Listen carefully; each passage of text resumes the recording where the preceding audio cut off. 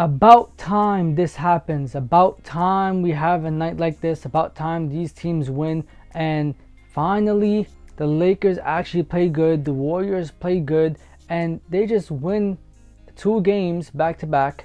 And I don't mean that each team won 2 games back to back. I mean both of these teams won yesterday. And it almost feels like these two teams win on the same night and lose on the same night. Somebody fact check that for me, because it kind of feels like that right now.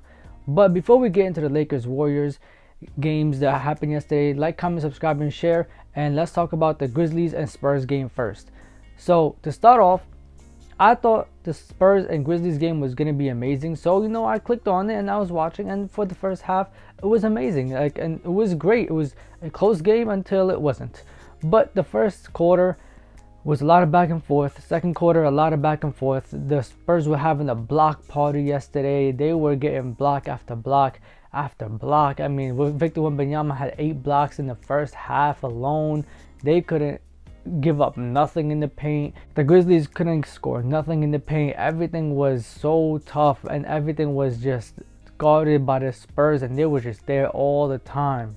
The Spurs played really hard in the first half, and it looked like they just wanted it more. It looked like they wanted to win. And the Grizzlies looked like they were just playing their game. They looked like they were being patient, but they also looked like they were being thrown off rhythm. There was a couple of turnovers that were forced, and a couple of turnovers that the Grizzlies just committed themselves. Then we get to the second half. Now here's when it gets interesting. Second half, the Grizzlies come out and they just perform. Like, to start off the second half, they go on a run to erase the 12-point lead that the Spurs had at the end of the first half, and the Grizzlies just fought back. And then once they took the lead, they just never looked back. I mean, the Spurs had no chance. They had no competition, and it was almost like the air was just brought out of the Spurs and just out of the arena. Like, the Grizzlies just dominated, and they went on a crazy run. They never looked back. Ja Morant wasn't even that big of a factor this game in terms of like scoring threat. I think he had like 10 assists, so playmaking, he was there. He was playing his part as a point guard. But what really hurt the Spurs was Luke Kennard and Jaren Jackson Jr. For some reason, they just wouldn't guard Luke Kennard. And for some reason, Luke Kennard had a heater on him yesterday. He was dropping 3 after 3 after 3. Like, he was stuck on automatic. I think he went like 5 for 8 from 3. And all his attempts were like only from 3 yesterday. He hit, felt like every single shot. I'm surprised he even missed 3 shots. They might have like miscalculated that, to be honest with you. But 5 threes, he really hurt them. And he actually shot the 3 that put the Grizzlies in the lead. And then Jaren Jackson Jr. to start off the fourth quarter just like woke up. I don't know where he was at.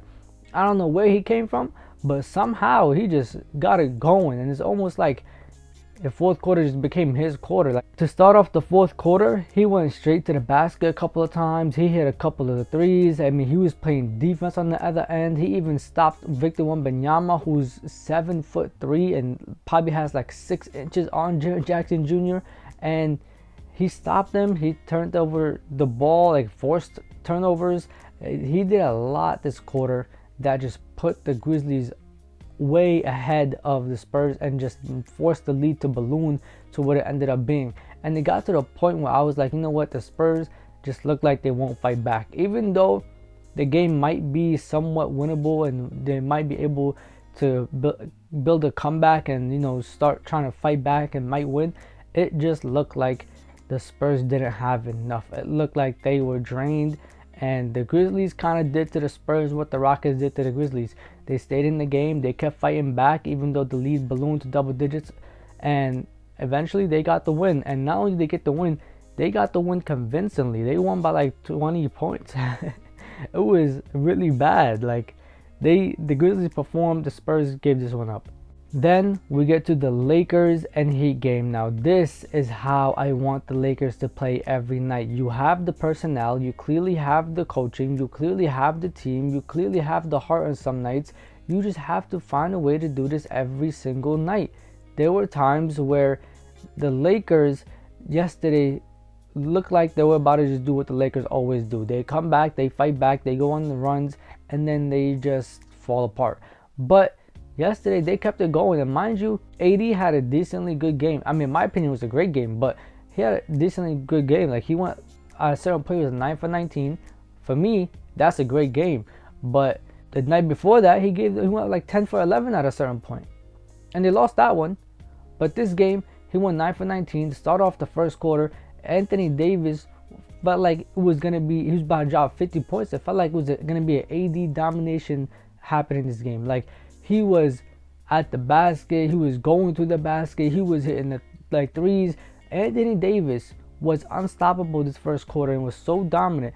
I thought he was about to give us a 50-point game with a crazy defense performance.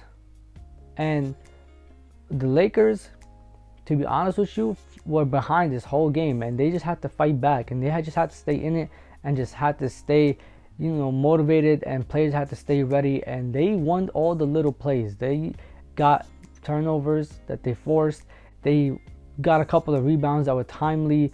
They made all the right plays to get to this win. And it was hard. It was a win that they had to fight for. To start off, like I said, even on the Heat side, first quarter, Tyler Hero was like 7 for 7. He could not miss, and he was like 4 for 4 from 3. And honestly, I think he only missed like 2 shots yesterday. It felt like a night that he was not going to miss, and I wouldn't have been surprised if he would have went for like 45 or 52. But he didn't. Why? I don't know. Because Bam only gave you 10 points. There's a couple of other guys that put up points and helped you out and scored with you, but Bam only gave you 10. And this could have been a game that Tyler Hero could have went crazy.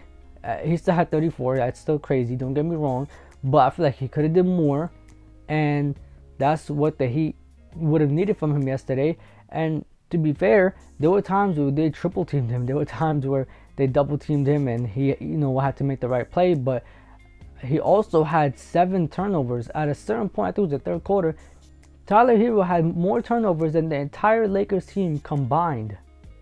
Now that is crazy. You as one player have more turnovers than the entire team that you're playing against combined.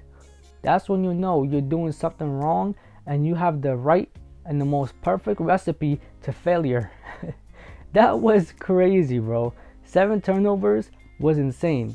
LeBron took over the game when he needed to, especially like down the stretch with like 6 minutes left. He hit a couple of shots that was like, damn, I don't think the Heat gonna be able to come back from this one, especially when it was like 2 minutes left and the Heat was starting to run out of time.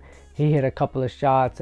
The key call in this whole game was when at first they said it was a turnover by LeBron, but then LeBron said he only stepped out of bounds because he was fouled, and they challenged and they won the challenge. And that was a key call and a key moment in this game, because although yes, the Heat were running out of time, that could have gave the Heat some type of momentum, because I know they were going to go for a quick 2 and try to cut this 7-point lead into like a 5-point lead, and then they might have a chance. But because the Lakers had a fresh 14 seconds and the ball, there was no way they were going to lose this. They had to do some miraculous ass shit to lose this game. Like, you would have had to lose this game on purpose. Like, you just had to give up. Like, at this point, you might as well just say you're tanking if you would have lost yesterday's game.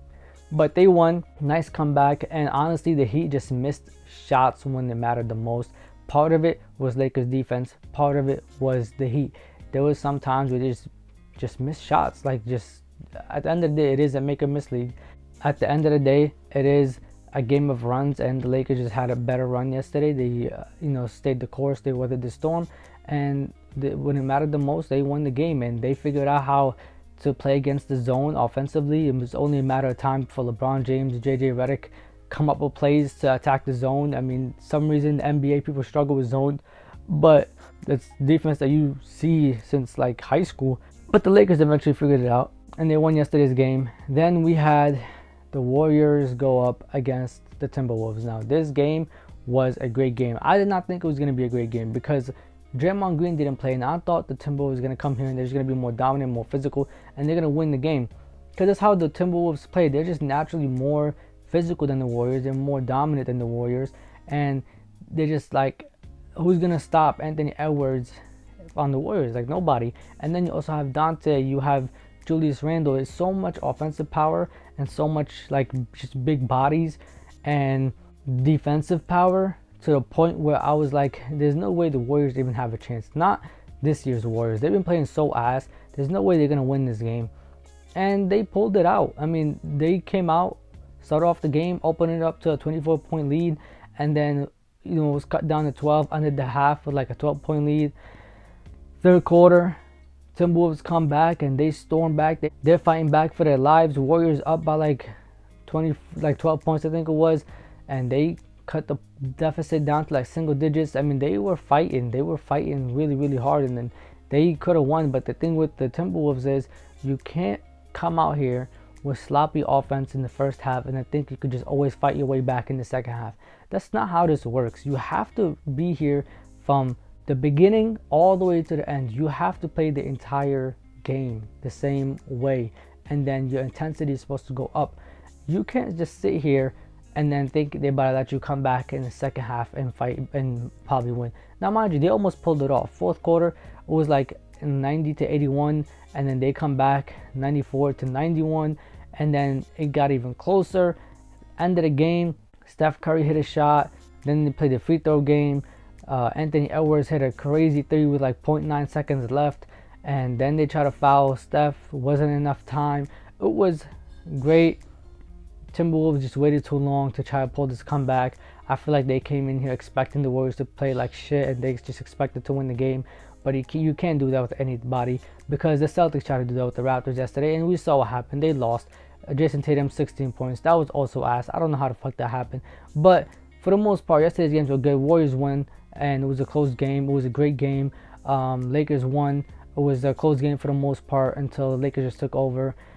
Grizzlies won. That was also a great game until Grizzlies just opened the lead and just dominated. Then the Knicks go up against the Sixers. I know this was the first game of the night damn near, but another game that I thought the Knicks were just going to win. I thought they were going to dominate the Sixers. The Sixers have been playing like shit this whole year, whether they have all three guys or not, and the Knicks just came out and they performed. They were up by like 12 points into the half. Yeah, and then we get to the second half, and the Sixers just fight back and they almost won the game. The craziest shit to me was that the only reason why it was a tie game and why we went to overtime is because Achua got called for a goaltending. Now that's a crazy way to go to overtime. And then Knicks missed a shot and go to overtime. Knicks up by 11 and then win the game by 6. Honestly, there's not too much to say about this game. I expected the Knicks to win, and although the Sixers tried to make it interesting, the Knicks still won. I mean, you could kind of tell one team just better than the other one. One team just wants it more than the other one. One team has just been playing better than the other one all year. Like, you can't just get up for some teams and then not get up for other teams. It's just not how this works. But anyways, yeah, like, comment, subscribe, and share. This is Real Talk with E. Thank you so much for coming out to the locker room.